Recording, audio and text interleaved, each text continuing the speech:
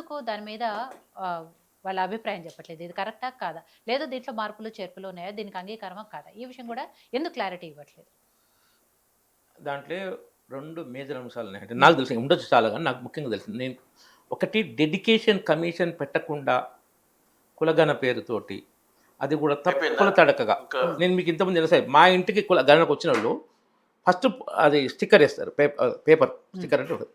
తర్వాత వస్తా అన్నారు, మా డోర్కి వేయకండి, మా అమ్మాయి పెళ్ళి ఉంది ఎదురుగా అక్కడ ఏమంటే ఈశ్వరకేం చాలా మొన్న పోయినట్టుంది. అది మళ్ళీ రాలే జనాభా సభ్యులకు. తర్వాత లోపాలు ఉన్నాయని మీరు అగ్రి అయ్యి ఆన్లైన్లో మీరు చేసుకోండి అంటారు. అవుతుంది ఆన్లైన్లో? ఇంటింటికి పోతేనే అవుతుంది జనగణన. ఇప్పుడు ఆన్లైన్లో జనగణన కరెక్ట్ కాదు, కొంతమంది చేసుకుంటే కొంతమంది చేసుకుంటారు. అది తప్పుల తడగా ఉంది. దీన్ని చూస్తుంది కేంద్రం, ఇది కరెక్ట్గా ఉందా, రేపు మళ్ళీ కోర్టులు ఏమైనా చివాట్లు వేస్తుందా ఓకే చేస్తే. 9th షెడ్యూల్లో చేర్చే ముందు చాలా చేయాల్సి ఉంటుంది దాన్ని రీసెర్చ్, మళ్ళీ ఎక్కడ ప్రాబ్లం రాకుండా. కాబట్టి దానికి వాళ్ళు స్టడీ చేసి నిర్ణయం తీసుకుంటారు.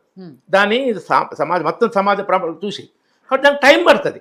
ఇప్పుడు ఎట్లా కోర్టు తీర్పు స్థానిక సంస్థలు ఉంది కదా, ఇది వచ్చినాక ఇందులో ఆ విషయం మెన్షన్ చేస్తుందా, ఈ ఓన్లీ స్థానిక సంస్థల వరకే లిమిట్ అవుతుందా, దాన్ని చూసిన తర్వాత వాళ్ళు ఆలోచించి చేసి నిర్ణయం తీసుకుంటారు. అది కేంద్ర ప్రభుత్వం సంబంధించింది. స్టడీ చేసి అది చాలా తీవ్ర ఇంపాక్ట్ చూపించేది. అందులో ముస్లింలను హిందువులు చేర్చడానికి బీజేపీ అగెనిస్ట్, కాబట్టి అది ఆమోద పొందే అవకాశం లేదు.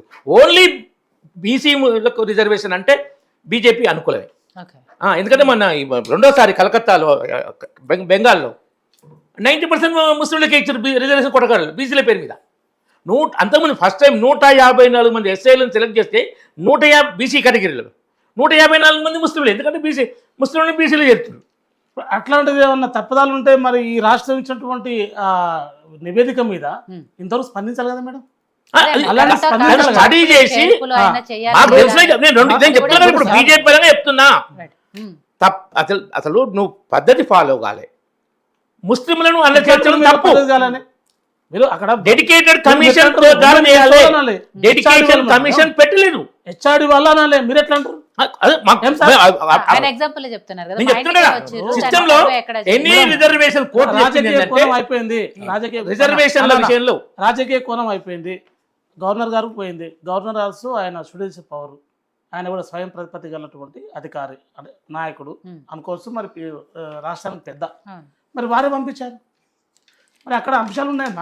ఏం చెప్తున్నా అంటే ఇక్కడ అన్ని వర్గాలకు స్వయం ప్రతిపత్తి కావాలి, స్వాతంత్రం. ఏమన్నా రాజ్యాంగంలో రాసిందని క్వశ్చన్, రాజ్యాంగంలో రాసిందా, కోర్టు తీర్పుందా, గవర్నర్ పంపించింది కేంద్రం ఆమోదించాలని ప్రతిది కూడా రాజ్యాంగంలో ఉంది కదా. అట్లే లేదు, ఆర్టికల్ 19 ఉంది కదా, ఆర్టికల్ 19 ఉంది. గవర్నర్ పంపించింది ఆమోదించాలి కంపల్సరీ లేదు. మీరు అన్ని ప్రక్షాళన చేయాల్సిన అంశం ఉంది కదా అంటారు. నేను గవర్నర్ చట్టం చేసే ఆయన గవర్నర్ గారు రాష్ట్ర ప్రభుత్వానికి కేంద్ర ప్రభుత్వానికి వారధి.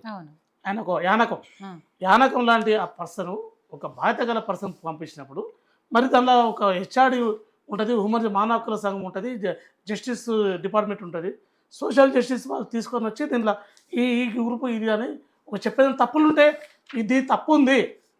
నేను 2 విషయాలు స్పష్టంగా చెప్తున్నాను. దాని మీద పూర్తి స్థాయిలో స్టడీ చేయాలి. ఒకటి ఫాలో కాలే, డెడికేషన్ కమిషన్ లేదు. ప్రధానమంత్రి గారు ముస్లింలను ముస్లింల రిజర్వేషన్ మతపరమైన రిజర్వేషన్ ముస్లిం మతపరంగా అది అగైనెస్ట్ కాన్స్టిట్యూషన్.